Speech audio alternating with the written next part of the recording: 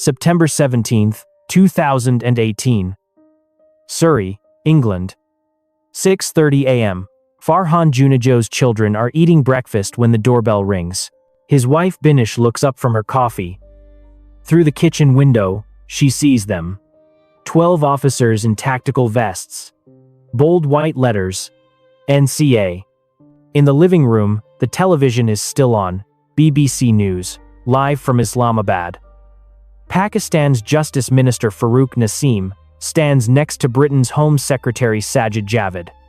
They're shaking hands, smiling, announcing a historic UK-Pakistan Justice and Accountability Partnership. The phrase echoes through the house as the front door opens. Farhan is still in his pajamas when the lead officer shows him the warrant. His hands don't shake. He's practiced composure for 20 years in government offices, where showing fear means losing everything. Mr. Junejo, we're executing a search warrant in connection with suspected proceeds of crime. We need you to step aside. Binish, the British-trained lawyer, knows exactly what this means. Am I under arrest? Not yet, but we'll need you both to come with us for questioning. On the television, still playing in the background, Sajid Javid is speaking. Today marks a new chapter in our fight against corruption. Stolen money has no place in Britain. The timing isn't coincidental. This raid was coordinated to happen the exact moment those words were broadcast. Maximum political impact, but what the officers don't know yet. This man has survived worse than British bureaucracy.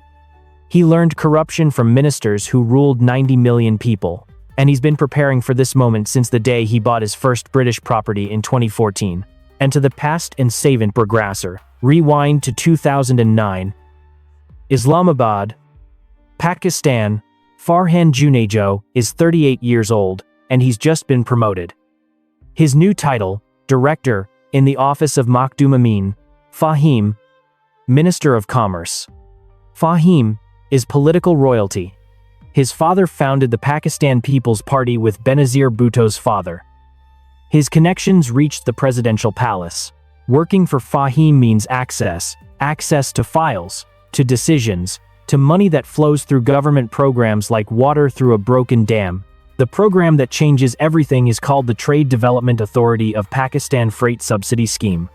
Simple concept. Helps small Pakistani exporters compete globally by subsidizing 25% of their shipping costs. Companies that export less than $5 million annually qualify. It's supposed to help real businesses. Textile mills in Faisalabad, carpet weavers in Lahore, marble exporters in Khyber Pakhtunkhwa. But there's a problem with any system that dispenses millions in government money. It attracts people who understand that paperwork is easier to fake than actual products. Farhan sees the opportunity immediately. The subsidy program requires 3 things: export documents showing shipments, freight bills proving transport costs, and bank accounts to receive reimbursements. All 3 can be manufactured. He doesn't do it alone. There's a network. Other officials in TDAP who approve applications without checking if the companies exist. Front men who open bank accounts for fictitious businesses. Customs officers who stamp export documents for shipments that never leave Pakistan. His role is coordination. He sits in the minister's office, reviewing subsidy applications, deciding which ones get approved quickly and which ones get delayed for further review. The real companies, the ones actually exporting goods, they get delays. Requests for additional documentation, bureaucratic obstacles that take months to navigate. The fake companies, the ones that exist only on paper, they get approved in days. Applications filed on Monday receive payments by Friday. Between 2010 and 2012, the scheme hemorrhages money. Different investigations will later claim different numbers. 600 million rupees, 1.27 billion, 1.95 billion. The Federal Investigation Agency will eventually calculate that Farhan personally facilitated 56 million rupees in fraudulent subsidies. But in 2011, nobody's investigating. Makhdum Amin Fahim is still powerful. The government is still friendly. And Farhan is opening bank accounts in Dubai. The question nobody asks until it's too late. Where does 56 million rupees go when it leaves Pakistan? The answer involves 3 countries, 4 banks, and a Valentine's Day transfer that will haunt him 7 years later. June 13, 2011. Standard Chartered Bank, Dubai. Farhan opens account number 1-849-871-5201. His address, Harlington, Hayes, Middlesex, UK. His wife Binish is a British citizen. They're planning the move, but first, the money has to move. The system, money from fraudulent TDAP subsidies gets withdrawn in Karachi. Frontmen carry it to currency exchange companies in Dubai. The exchanges convert rupees to dirhams, then wire to Farhan's Standard Chartered account. First deposit, 22.5 million rupees. Approximately 956,000 dirhams. 13 days later, another 15.5 million rupees. July 9th, 150,000 US dollars. The money doesn't sit in Dubai. It moves again through Wall Street Exchange Center, LLC, to accounts in 3 countries. February 2nd, 2012, 20 million rupees converts to $215,000. Recipient, Shamim Nabishur. Bank, Geneva, Switzerland. February 8th. 15 million rupees to the same person. Same day.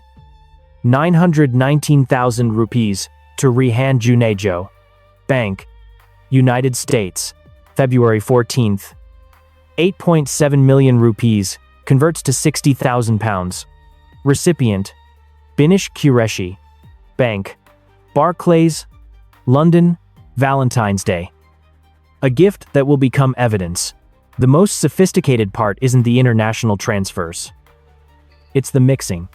Legitimate money and illegitimate money flowing through the same accounts until nobody can definitively say which pound came from, which rupee came from which subsidy. Another layer, Mohammed Hanif Khatri. A businessman in Karachi who serves as a frontman, November 24, 2009. His account at United Bank Limited sends £40,000 to Binish Qureshi at Barclays, London. 3 days earlier, $30,000 to Noman Junejo at Citibank, Chicago. FIA will later create an 85-page charge sheet documenting these transfers. Charts showing money flowing from Karachi to Dubai, to Geneva, to London. Names. Account numbers. Dates. Amounts. But there's a problem. It shows movement, not origin. It proves money traveled. It doesn't prove the money was stolen. That distinction will become very important in 7 years. By 2014, enough money has reached British accounts for Farhan and Binish to start shopping for something the British government is famously relaxed about: foreign buyers purchasing. Realestate.com in place. Southern England. The first property costs £1.2 million. Detached 6-bedroom house. Gated community. Indoor pool. The purchase goes through FJ Corporation Limited. Clean paperwork. Legitimate solicitors. Everything proper except the source of funds. British property law has a beautiful loophole. You don't have to prove where money came from. You just have to prove you have it. Nobody checks whether those funds originated from a Swiss account that received deposits from a Dubai exchange that processed cash from Karachi. The second and third properties follow the same pattern.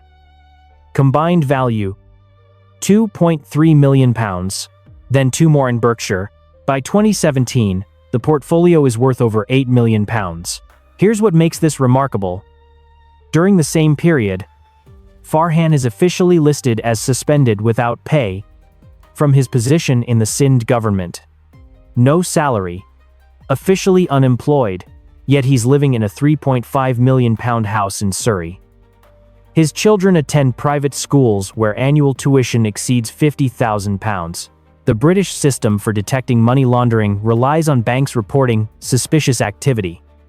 But what's suspicious about a British citizen purchasing property through a properly registered UK company? The system is designed to catch criminals who make mistakes. Farhan doesn't make mistakes. He uses solicitors who specialize in property law, accountants who understand offshore structures, It works perfectly until politics changes in Pakistan. In 2013, the TDAP scandal breaks. The new government orders investigations. The Federal Investigation Agency starts following the money trail. They discover the Dubai accounts, the Geneva transfers, the London properties. In 2016, FIA requests assistance from British authorities. They send the 85-page charge sheet, the transaction charts. British authorities don't move quickly. They need to build their own case, verify the information. It takes 2 years. But by September 2018, they're ready. And that's when Sajid Javid and Farooq Naseem schedule their press conference announcing a historic partnership. The same morning, 12 NCA officers knock on Farhan's door. Political theater at its finest. September 17, 2018. Heathrow Immigration Enforcement Center. Gray walls, metal table, 2 chairs, 1 mirror that isn't actually a mirror. Farhan has been here for 4 hours. No phone call, no lawyer. Just 2 officers asking variations of the same question. Where did the money come from? Legitimate business activities. Consulting work. Family investments. Your wife's company purchased properties worth over £8 million. What business generates that kind of income? The officer slides a photograph across the table. Standard Chartered Dubai statement from June 2011. 22.5 million rupees deposited in a single day. This is your account. I maintained an account for business purposes. Yes. Where did 22.5 million rupees come from? I'd need to review my records. That was 7 years ago. ACTA. 3 more hours. Same questions. Same careful non-answers. Finally, they let him go. Released under investigation. Not charged. Not arrested. But his life has changed. Pakistani media calls him a money launderer. British papers describe him as a politically exposed person, suspected of corruption. Business partners avoid calls. Clients cancel contracts. The Range Rover dealership suddenly has delivery delays. In Pakistan, Shahzad Akbar tweets about freezing £8 million in assets, calls it a major victory. What they don't know, NCA hasn't frozen anything yet. And Farhan has hired Peters and Peters LLP. The bill will eventually exceed £500,000, but here's what neither side understands yet. This case will expose how easy it is to move money internationally, and how impossibly hard it is to prove where it came from. Winter 2018. Pakistani television channels film Farhan's Surrey house. They calculate £8 million divided by average Pakistani annual income equals roughly 1,000 years of earnings. Shahzad Akbar calls Farhan a front man for powerful politicians who looted the treasury. Fawad Chowdhury calls him a thief on Twitter. Stolen from poor taxpayers and living in luxury while Pakistan suffers. None of this is happening in a courtroom. It's trial by press conference. Farhan's British lawyers point out something crucial. The 85-page FIA charge sheet contains detailed transaction records. But only 10 pages actually link those transactions to TDAP fraud. The rest is just movement of money between accounts. Movement isn't crime. For 3 years, NCA investigates. They review bank statements from 4 countries. Hire forensic accountants, interview witnesses via video link. They discover something interesting. Farhan used legitimate banks. Standard Chartered, Barclays, Citibank. The solicitors who handled property purchases did proper due diligence. Everything looked legitimate because, on paper, everything was legitimate. NCA keeps digging for the smoking gun. The definitive proof that TDAP subsidy funds flowed directly into Farhan's accounts. They can't find it. What they find instead is ambiguity. Money that moved through so many accounts that determining origin becomes nearly impossible. By 2021, the investigation has cost British taxpayers millions. But prosecutors see a problem. If this goes to court, they might lose. In May 2022, someone makes a decision. And that decision will enrage everyone who believed justice meant punishment, regardless of evidence. May 17, 2022. NCA Headquarters. London. The email goes out at 9 a.m. Subject line: Case closure. Notification. The National Crime Agency is closing its investigation into Farhan Junejo and Binish Qureshi. No charges, no seized assets, no further action unless compelling new evidence emerges. Farhan receives the call at 10 a.m. Standing in his kitchen, the same kitchen where police knocked 4 years ago, he schedules a press conference for the following week. I want to thank Allah and the National Crime Agency for conducting a fair, transparent investigation. The accusations were politically motivated lies. We have been vindicated. He doesn't mention the 4 years of stress, the £500,000 in legal fees, the business contracts lost, the nights his children cried because classmates repeated things they heard on Pakistani television. Back in Pakistan, fury. Shahzad Akbar calls it a failure of British justice. Fawad Chaudhry tweets, "The rich always escape accountability, but British legal experts explain, evidence of money movement isn't evidence of money laundering. You need to prove the origin was criminal.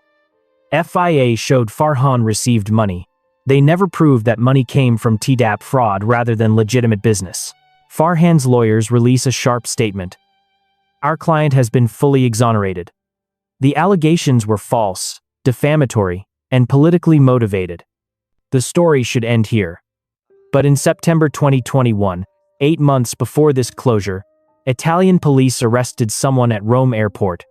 Someone who thought he'd won his freedom. September 2021, Fiumicino Airport, Rome. Italian authorities arrest Farhan. Interpol, red notice. Pakistan requests detention, pending extradition. One problem: Italy and Pakistan don't have an extradition treaty. After 3 weeks, Italian courts release him. Without a treaty and without European charges, they have no legal basis to hold him. He returns to London, to his Surrey house, to his life. But the experience changes everything. As long as Pakistan considers him a fugitive, he can't travel freely.